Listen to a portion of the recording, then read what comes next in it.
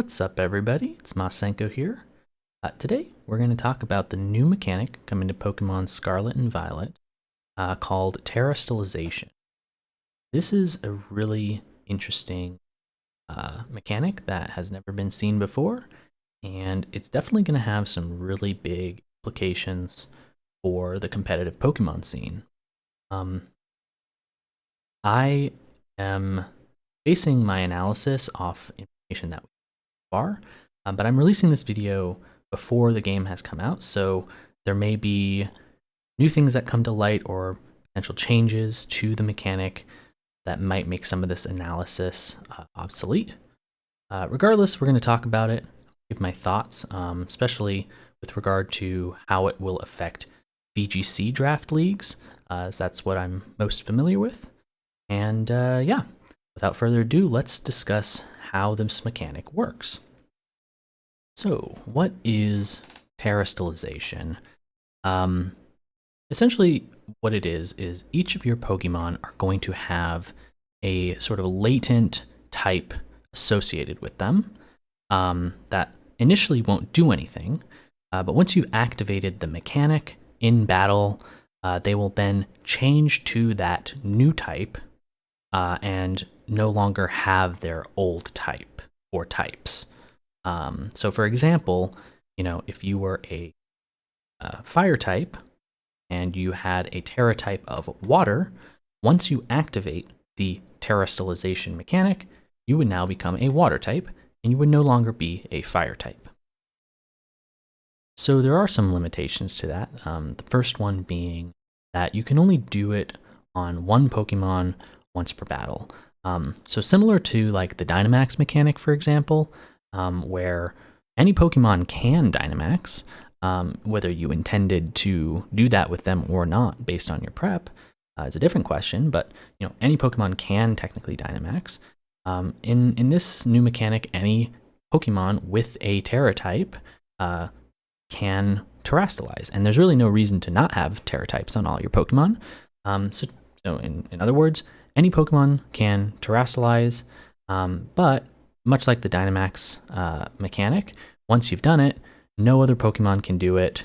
To my knowledge, it's not like Dynamax where it only lasts for X amount of turns. I think that once you Terastallize, that Pokemon is now that type.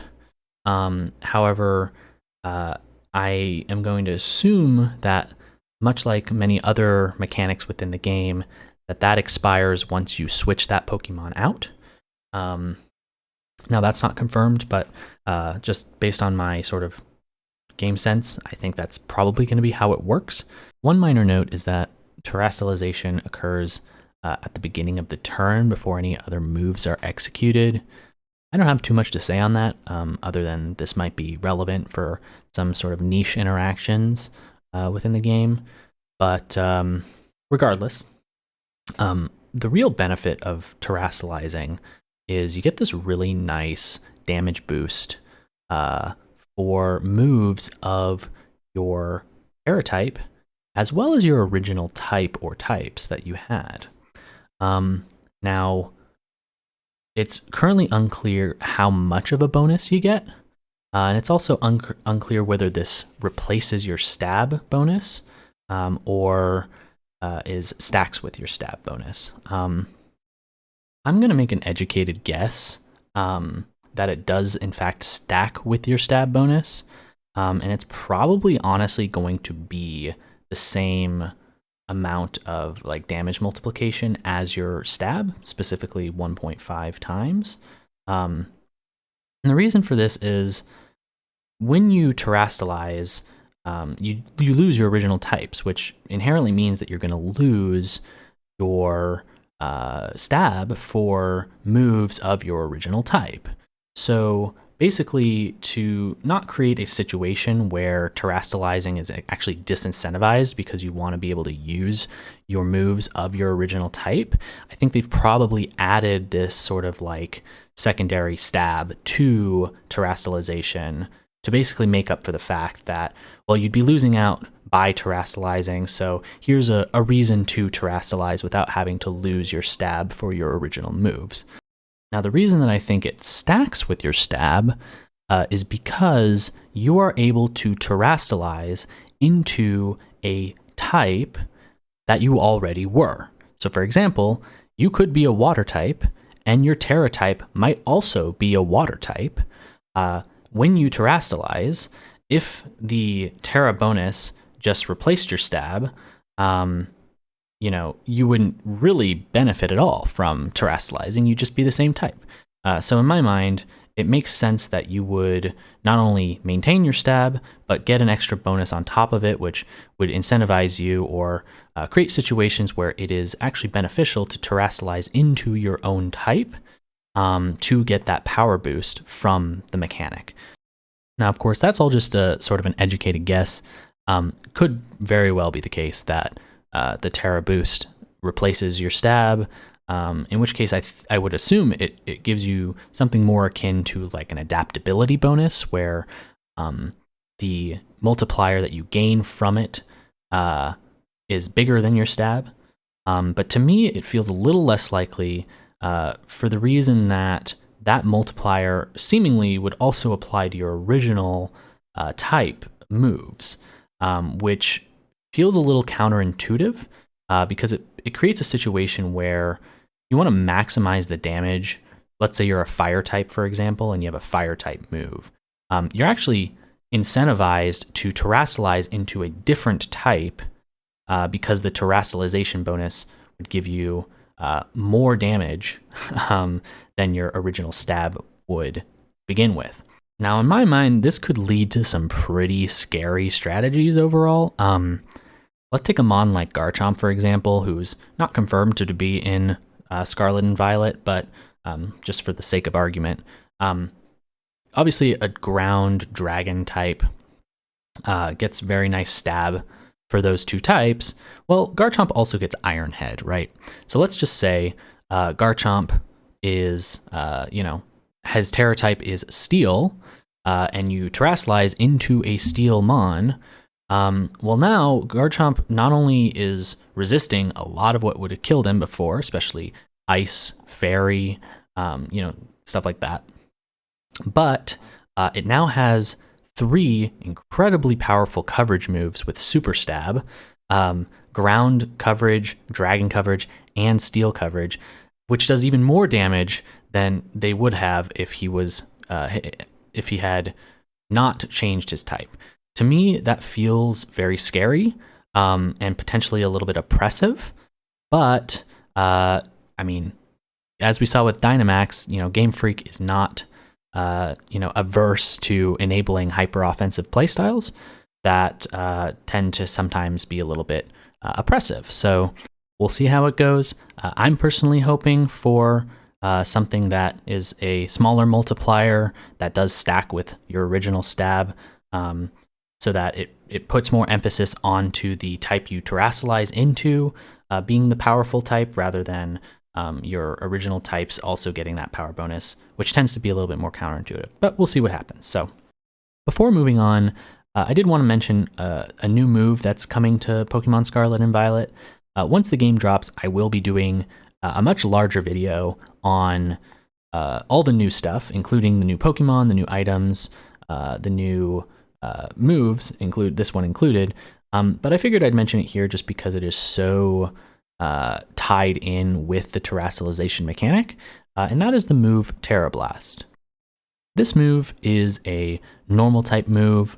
It is physical or special, depending on whichever is higher on the Pokemon using it. We don't know its base power yet, which potentially could be relevant for a variety of reasons. But essentially, what it is when you terastalize, it goes from a normal move into whatever your Tera type is. So for example, if you had a Ghost Tera type, it would become a Ghost move. If you had a Fire Tera type, it'd become a Fire move. Another educated guess, in my opinion, is this is probably going to be 65 or 70, maybe 75 base power. And the reason for that is I really see this as sort of a move that they want to give Pokemon as a backup option in case they don't have coverage for whatever the Tera type they want to have is. So, for example, you're in a specific matchup where you want to terrestrialize into a ghost type, but you don't have moves like Shadow Ball or Hex or Poltergeist or whatever else. So at least you have Tera Blast, which will, in fact, turn into a ghost type move for you to use with your new type. Now, if they make this a 60 base power move, this is actually quite relevant because of the ability Technician. Some Mons with Technician will really love this move if that's the case, which is why I would think maybe it's around the 65 range instead, just to get out of that. But, again, we'll see. I would love to see it be 60 base power, so those Mons could have some more flexibility and viability, though it would reduce the overall power of the move, both literally and sort of across the board for Mons who don't have Technician and are less interested in running it because of that. Moving on to the fun stuff, let's talk a little bit about which Pokemon are going to enjoy this new mechanic, which Pokemon can abuse it, which Pokemon can really benefit from it. And the first sort of category of Mons that came to mind looking at this new Tera type are Mons with 4 times weaknesses. And I think that's pretty obvious, right? Mons with 4 times weaknesses, the ability to be able to remove that from from the game, to be able to say, I get to field this Mon and have it not 4 times weak to anything, just 2 times weak to something, is really, really beneficial, I'd say. And especially Mons that are kept in check by their 4 times weakness. So what do I mean by kept in check, right? There are certain Mons in the game that if you removed their 4 times weakness would be like instantly top tier, right? I'm looking mostly at Mons like kind of on the top row there, and maybe even the Hydreigon, right? The Gyarados, the Dragonite, the Tyranitar. And, the fact that we're in a draft league means that you can very specifically tailor your team to counter a certain Mon. You could bring specific coverage, right? And that makes it a little bit harder for those Mons to be fielded, right? So like, for example, Gyarados, such a great Mon. Huge move pool, lots of flexibility. It has Intimidate, probably one of the best VGC, if not the best VGC ability in the game. Gets all sorts of, setup moves. You can run Dragon Dance on it. You can do all sorts of fun stuff with it. The one thing that's kept Gyarados a little bit down, a little bit lower on people's priorities, the fact that you're going to have to play the entire season around people bringing electric coverage against you. Well, congratulations. In terrestrialization world, you can just transform your Gyarados into a ground type. Now you're immune to electric, and you can just fire off, super stab earthquakes and whatever else,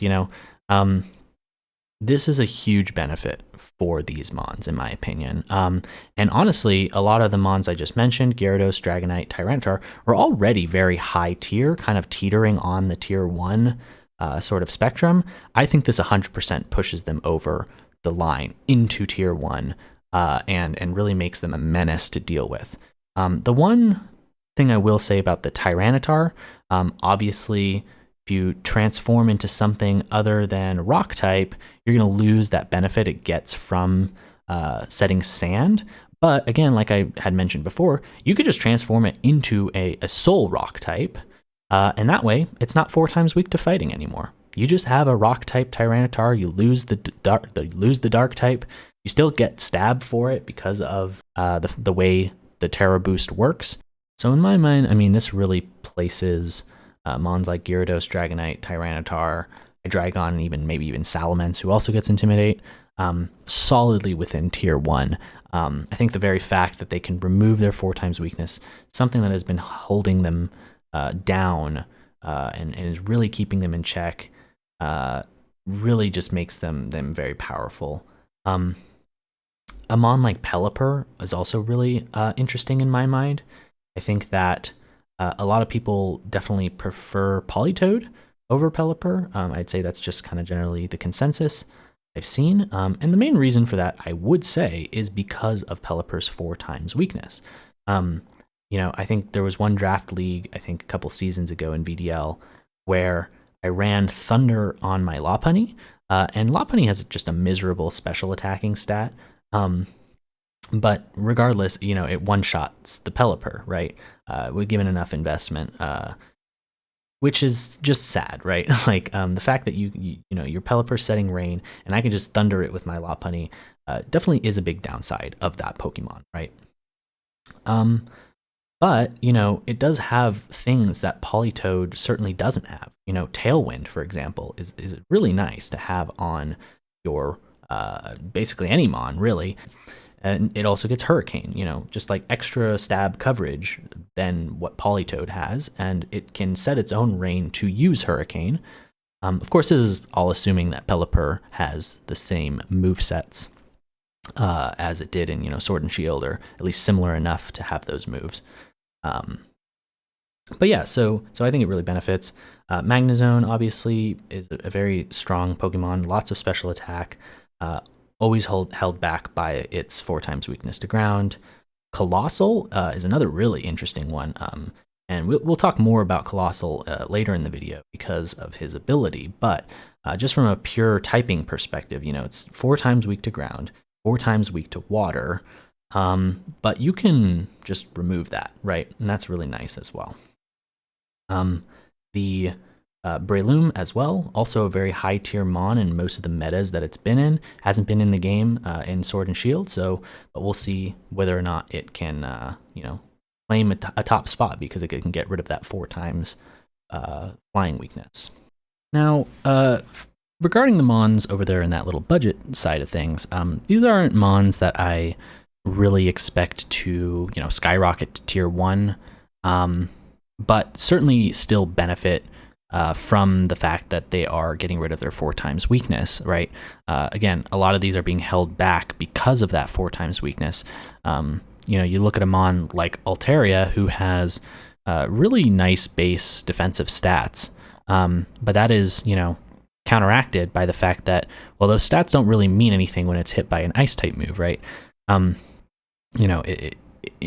a Yachi Berry on it, sure, but you're really having to invest a lot in order to overcome this ice weakness, which really puts it down into like the low tiers, despite the fact that it has, I believe it has Tailwind, it has Cloud 9, a really excellent ability. Anti-weather is always something that I want to see more of, especially with such strong weather-dominated metas that we've had in Draft League.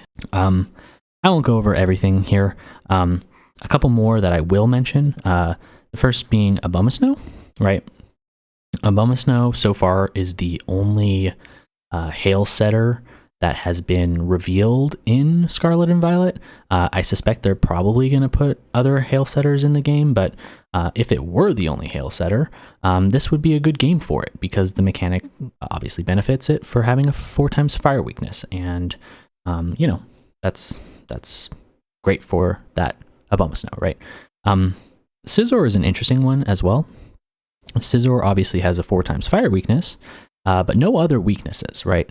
So if you were to terrestrialize your Scizor, you would be essentially saying, I want to get rid of this 4x weakness for a, right, like multiple 2x weaknesses instead, right? Which is a completely fair trade-off. Like you might genuinely want to do that. And especially if, like I was talking about before, the Tera Blast move is 60 base power. Scizor can get Technician for, its Bullet Punch as well as, dual Wing Beat, whatever else. If you give Tera Blast to it, whatever type it turns into is really benefiting, right? You can have an electric type Scizor with still only one weakness, using an electric type Tera Blast, around a Thunderbolt power range anyway, or more because of the way the Tera Blast or the Tera Boost works, right? And finally, I'm actually really excited about Frosmoth being in the game. This was a Mon when it was revealed that I was like, ooh, yes, I wanted this in the game, because the one downside of Frosmoth was, 4x fire weakness and 4x rock weakness. It's just so unplayable. but it's got so much going for it on paper other than that 4x weakness, right? Gets, Tailwind, has a really interesting ability that we'll talk about, Ice Scales, that reduces the special damage that it takes, has a really nice base special attacking stat.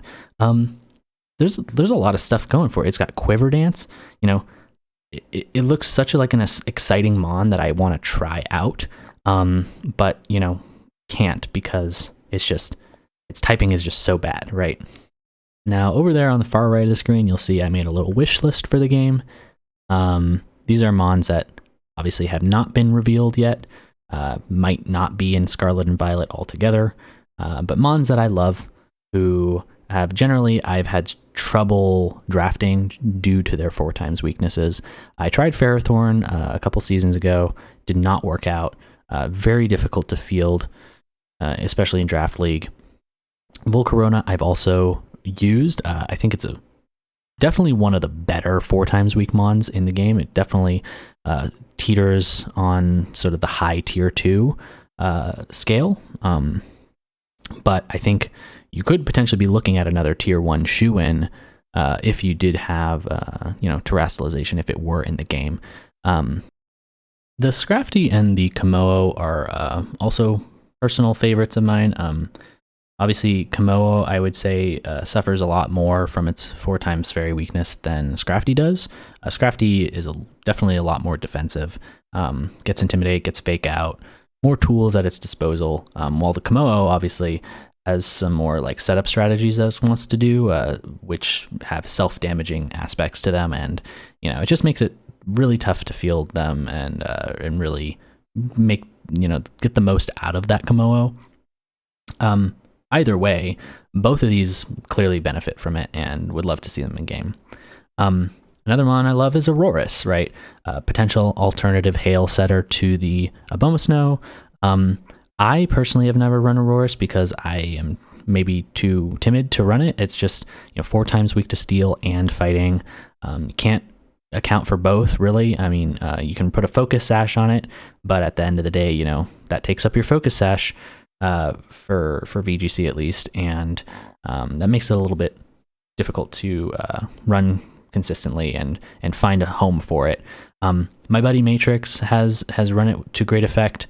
My buddy Batista is currently running it and is doing quite well with his team. In part, probably because of the Auroras. I've seen it do a little bit of work for the team. So, it's not unplayable. None of these Pokemon are really unplayable, but really, what I'm trying to say here is that they would definitely benefit from this mechanic and do really well getting rid of their weakness. And then, of course, there's Alolan Golem. I was not playing Pokemon around the time that Alola was the meta, so I've never actually used Alolan Golem, but it's an electric type. I'm a big fan of electric types. It looks really funny and silly, and I would love to be able to try it out. So hopefully they put it in the game. The 4x ground weakness, though, is definitely going to make that Pokemon suffer from the same, sort of ails that all these Pokemon you see here before you are suffering. So the next type of mon that I think really appreciate the Tera mechanic is mons with nice, robust move pools and coverage, right? Unless Tera Blast is like 100 base power or something, right? If it's within the range that I was talking about before, 65 or whatever, generally speaking, you're going to want to have mons who have coverage of the Tera type that you're going to turn into. So for example, I had mentioned Gyarados having Earthquake, right? If you want to transform Gyarados into a ground type, you'd rather use Earthquake than Tera Blast, right? So the idea is that in Draft League, unless you have a mon on your team for a specific niche purpose or a specific combo that you're trying to run it, a general principle that I generally like to follow, and I think is would be agreeable to most of the Draft League experts that I know, is that like high splashability generally means that that mon is a good pick, right?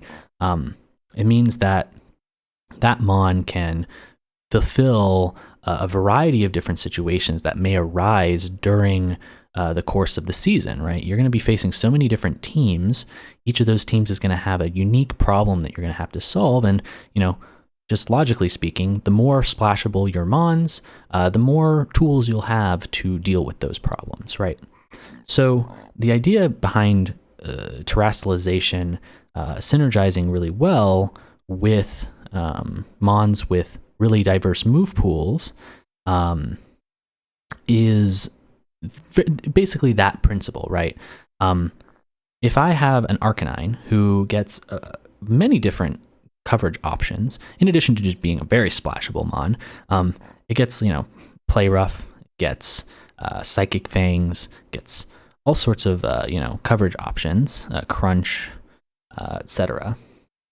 The fact that I can now have a Fairy type Arcanine with, Play Rough, or a, Psychic type Arcanine with Psychic Fangs, like, that is so much better than a mon who has to run, Tera Blast, assuming that it's, within the base power that I discussed.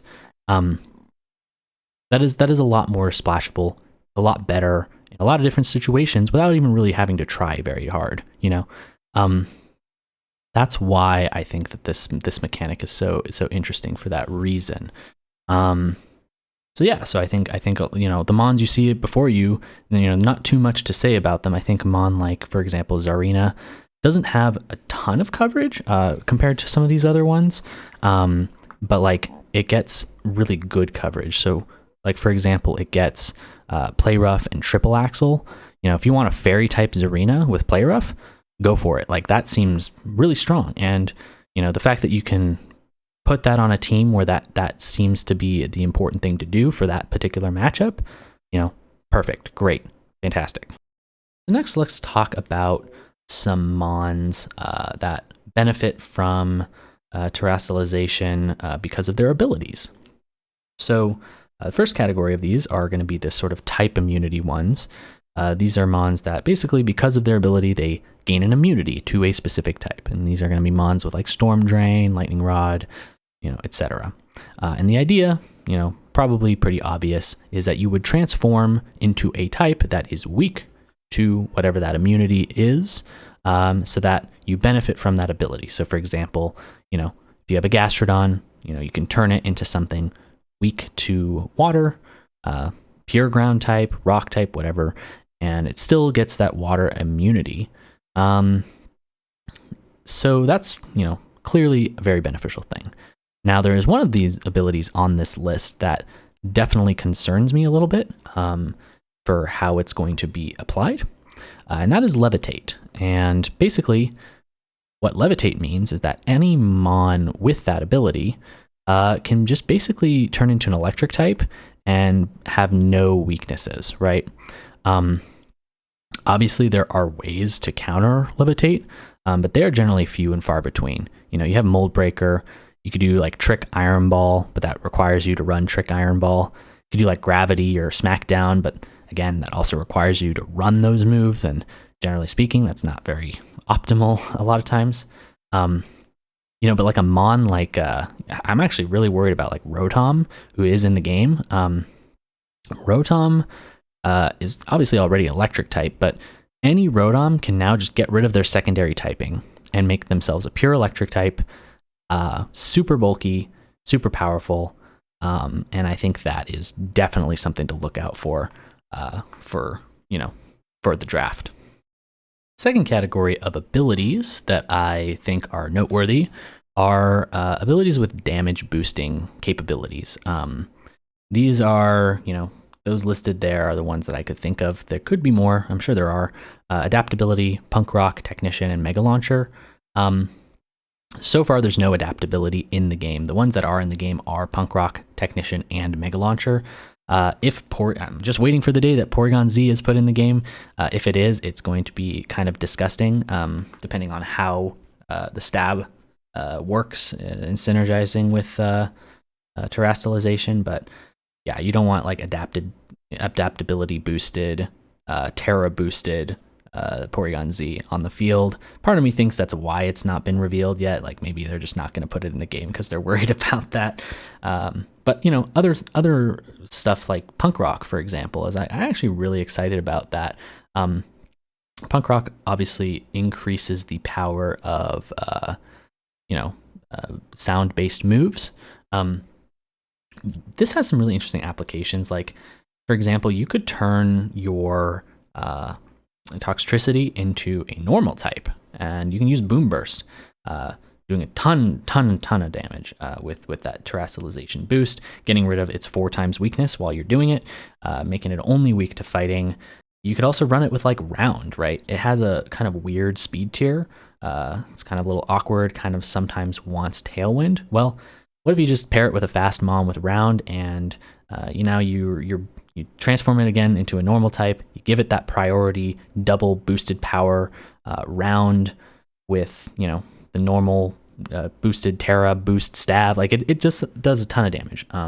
So that could be potentially very, very strong. Same with Mega Launcher. Clawitzer is in the game. It can transform into a whatever dark type, for example. Could transform a dark type, start spamming Dark Pulse. That's going to actually do so much damage, honestly. Like really ridiculous amounts of damage. Plus, it has Terrain Pulse, which can be all sorts of different types that you can really customize your Clawitzer however you want it to be. Very good in that sense. The next category is damage reduction abilities.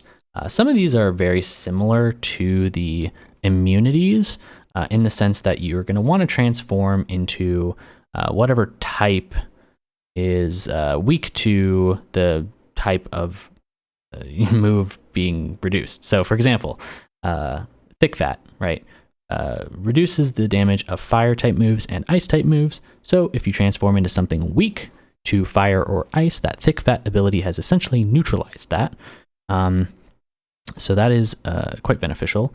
The other sort of half of that is, you have a move like Fluffy, or like an ability like Fluffy, also not in the game quite yet.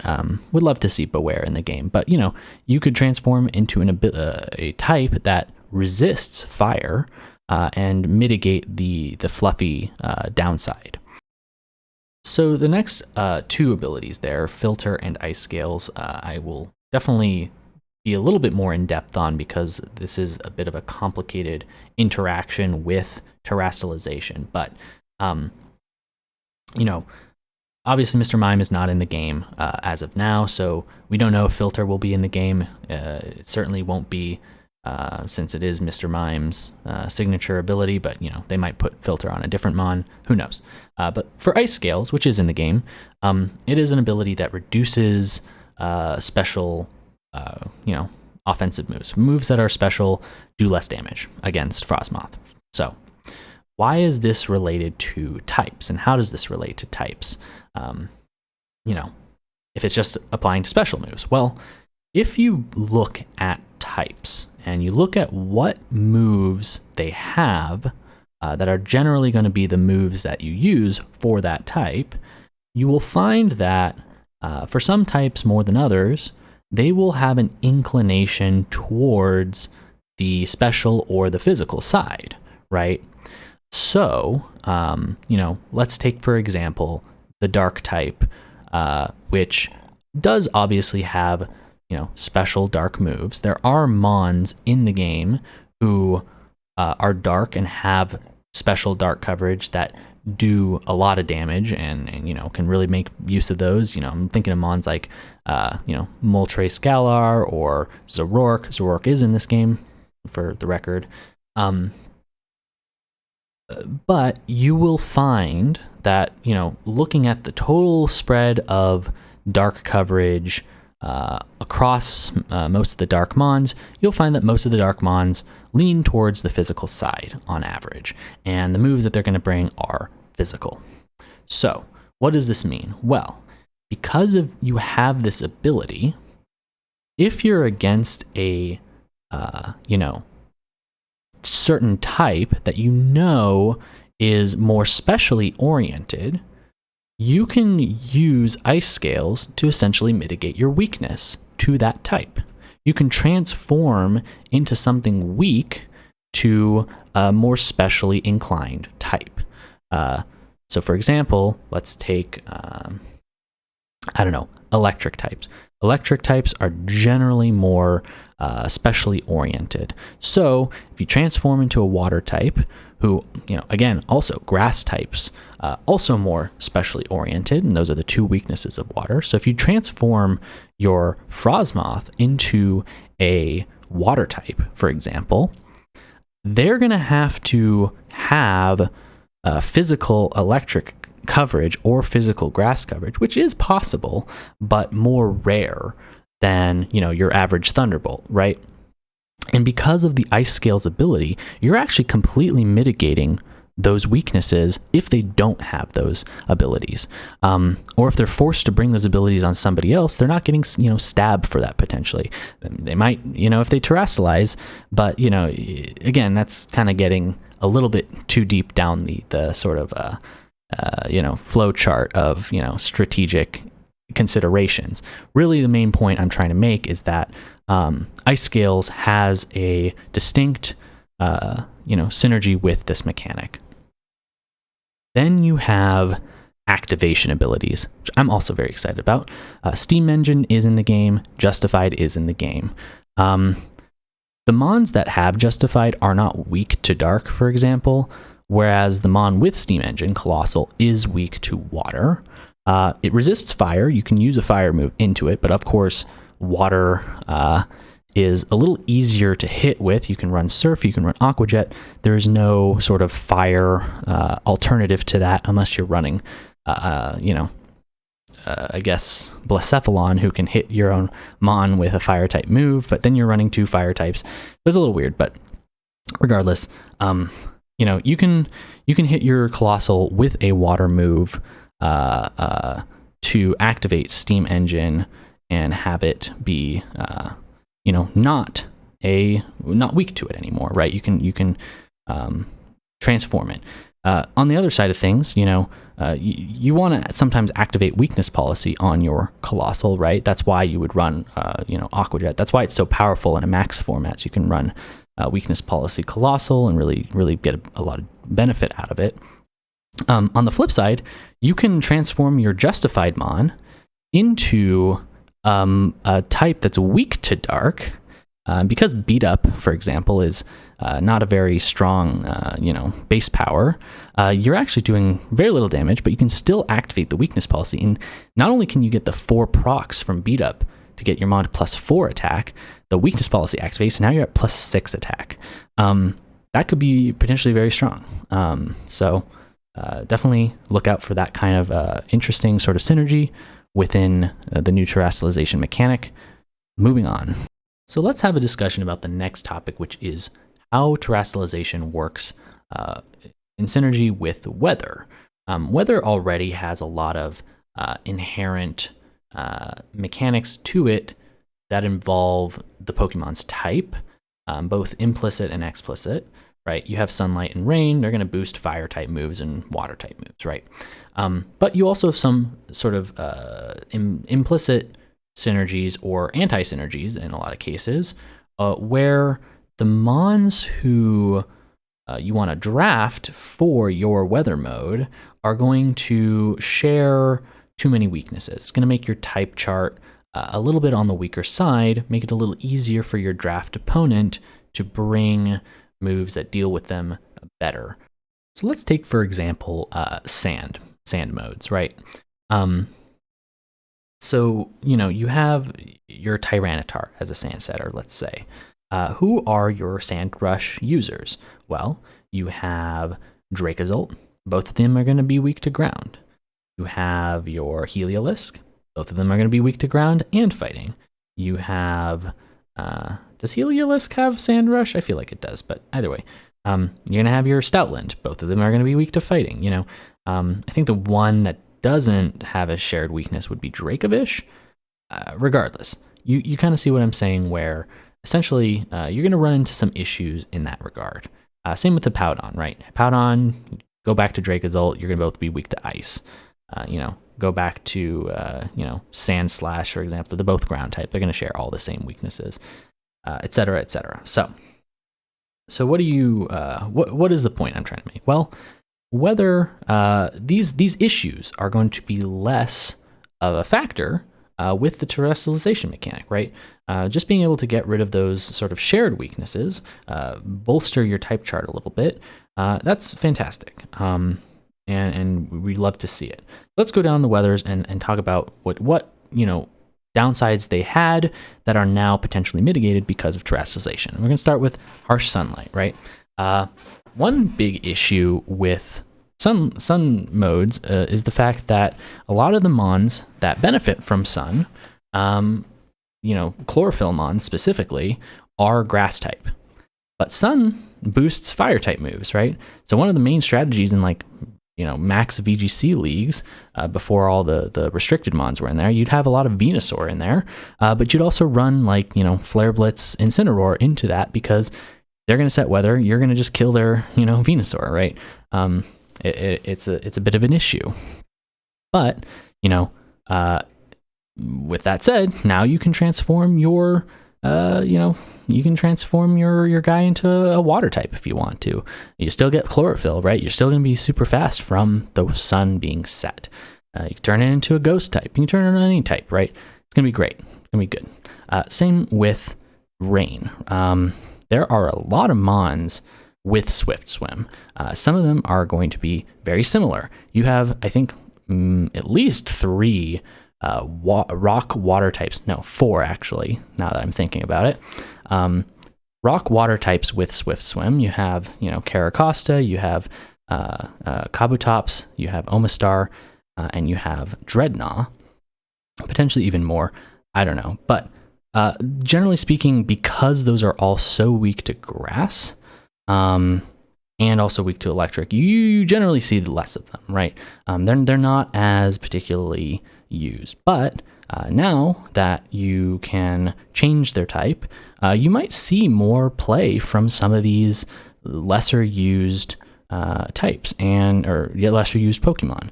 Especially Dreadnought is in the game right now, and I'm actually taking a hard look at the Dreadnought because you can get rid of its 4 times weakness to grass, and it actually packs quite a punch. You could put it in a rain team. You could also run it with Strongjaw. It gets a lot of coverage options from its moveset. So who knows? Could be quite a good mon in this meta. Sandstorm has some mitigation, right? But it also has some just unique benefits to it, right? The fact that being a rock type gives you a 1.5 times SPDEF boost in sand. The fact that you can transform any of your mons into a rock type in sand means that you can just give any mon that boost. Could be some really nice synergy there. Also, a lot of the abilities, especially this is going to be applying to hail as well, so I'll just cover it right now as well. The fact that you have certain abilities on that mon, most of those abilities that synergize with that particular weather actually give you immunity to the end of turn, chip damage effects of those weathers, sandstorm and hail. So for example, if you have Sand Rush on your mon, even though Stoutland, right, isn't a rock, ground, or steel type, it does not take hail damage because of its, ability. Now, there are going to be other mons already have that immunity, and you're going to say, well, I don't want to get rid of that and start taking chip damage. Well, if they have that ability that gives them that immunity, that's very nice, especially mons with Snow Cloak, with mons who have Ice Body, all that kind of stuff. Mr. Rhyme isn't in the game, but an Ice Body Mr. Rhyme that's able to change its type to whatever it wants to and still get the benefit of healing from hail, that could be pretty strong, frankly. So moving on. So here are some other sort of minor miscellaneous things that I thought about. Just very quickly, we already kind of talked about weakness policy just a little bit in the context of certain abilities. But if you just look at the weakness policy item in particular, you'll notice that you can basically activate it on any mon pretty easily with terrestrialization. I think, I wouldn't necessarily think it's going to be run all the time or, as prevalently as it maybe did in Dynamax, but, certain types have a more difficult time activating weakness policy than others. For example, there are going to be mons who have, very limited weaknesses or, whatever, like you might not have the priority move or whatever that you want to use to activate that weakness policy. Well, with terrestrialization, it becomes much, much, much easier to activate weakness policy on pretty much any mon, right? As long as you have the enabling move to do that. Prankster has a really interesting secondary effect of not working against dark types.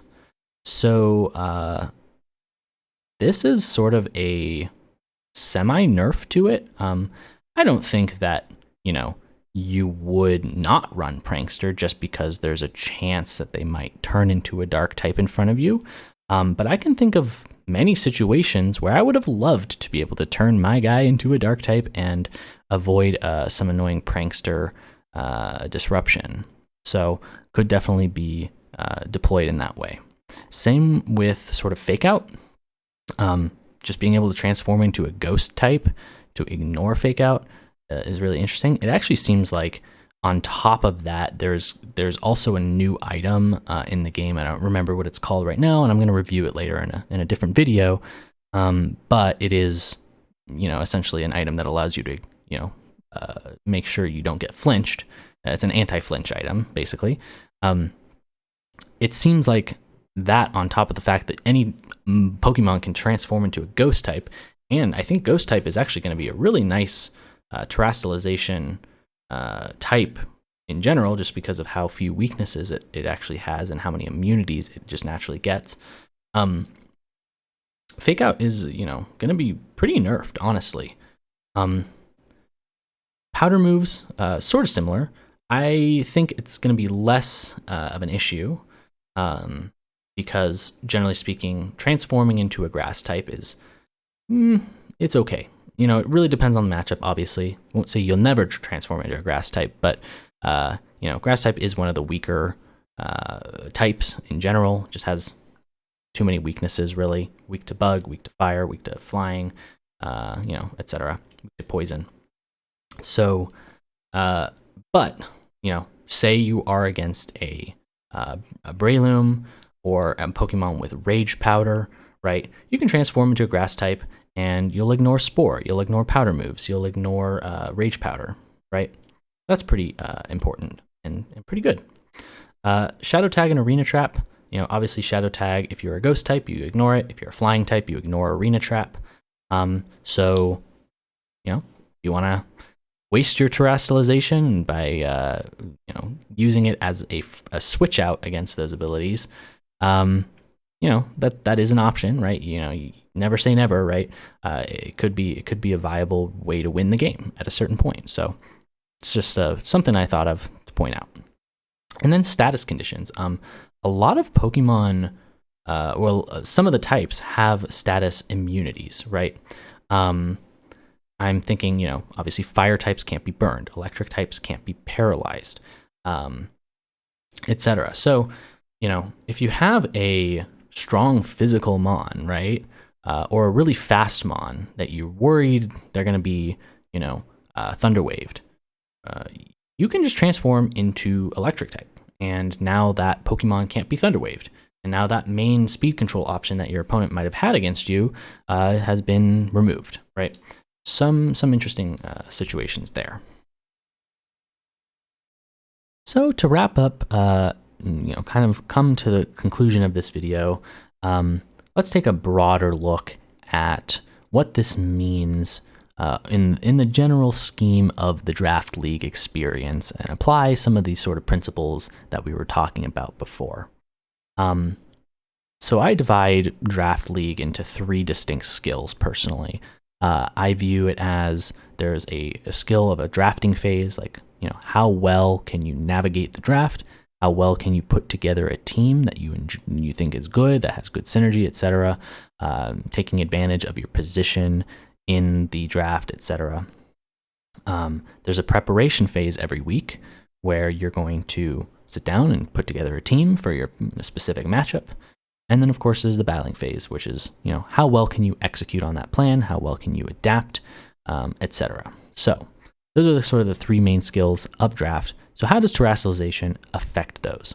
Well, so in the drafting phase, right, in most cases, before the age of terrestrialization, type charts had, very little flexibility, unless you had a mon like Sylvali, or you had a mon with Libero, like, Cinderace, or you have a mon like Ditto or whatever, that type chart is generally going to be what you're weak to. Well, that's no longer the case, right? Your mons now terrestrialize. Now, of course, you don't want to put together a type chart that has no resistances to a specific sort of move type, right? Because what that's going to do is essentially signal to your opponent that you're going to use your terrestrialization on whatever that type is, which is suboptimal. It's not the best strategy.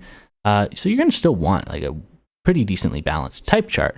However, you do get more flexibility now, right? You can definitely draft more of those 4 times weak mons that we were talking about, right? Those mons are now very, very strong, some of them, right? Gyarados, Dragonite, etc.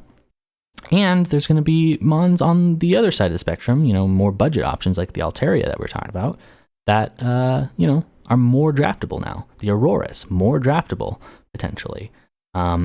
So, you can keep your type chart a little bit more flexible. Certain weaknesses aren't going to be as aggravated or exploited by your opponents. And that's where we kind of get into the mind games as well, right?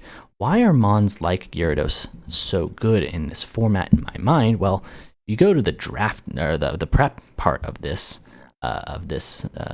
skill is you're going to sit down and you're going to have so many mind games, right? Do I bring electric coverage versus the Gyarados? Or is it going to just instantly terrestrialize into a ground type? And I just wasted my time. And maybe I should be bringing, something different. Maybe I should be bringing grass coverage instead, because at least it's neutral against a non-transfer. There's so many implications for, what do I bring? Or, what is my Tera type going to be, right? The idea of having to pick 6 different Tera types for your team every week based on what you think that Pokemon is going to be useful for in the specific matchup.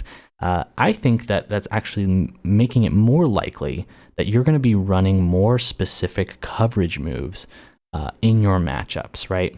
You're going to say, okay, I don't plan on terrestrializing this mon or this mon, but we're going to run, whatever its strongest, coverage move is. For example, let's say you are a water type, but you suspect that maybe your opponent's going to terrestrialize into a flying type, or, maybe I can figure out a better analogy, but you get my point. Is like, okay, well, let's run a electric move. That's not going to one-shot that potential flying terrestrialization type, but at least if we terrestrialize into an electric type, it will, right? So you're going to see a little bit more specific strategies, sort of backup plans with those terrestrialization mechanics. You might have a mon you bring that you don't expect to essentially, whatever the 5th or 6th mon on your team is going to be, that could be just there with coverage just in case, right?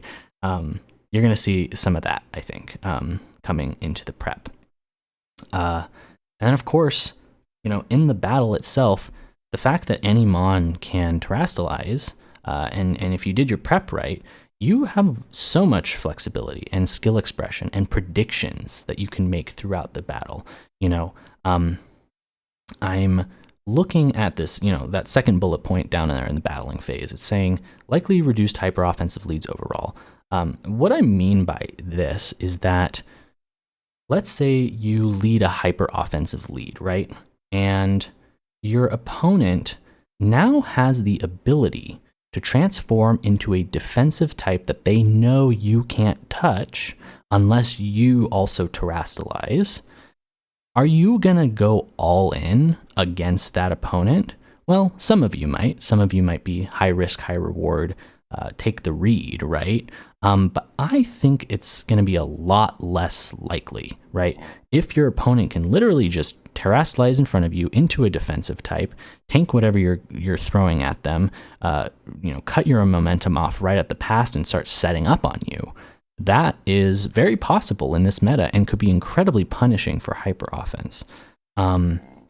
So I kind of predict that might be a situation that you see.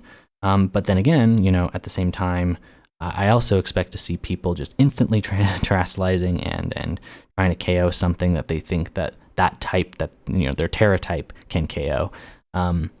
It's possible. I think that's definitely something that we'll definitely see, but I think it can also be punished a lot more than, for example, Dynamax, which, if you're Dynamaxing, generally speaking, unless they've given you some specific, damage mitigation debuffs or whatever, you're going to be doing a decent chunk to whatever you're hitting with a max move, right?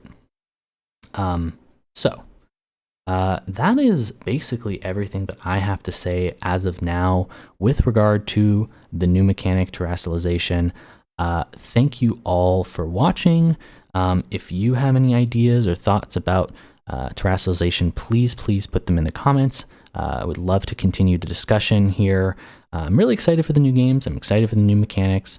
It seems honestly pretty well balanced, though it does have some concerning elements to it. So we'll see how it applies in practice.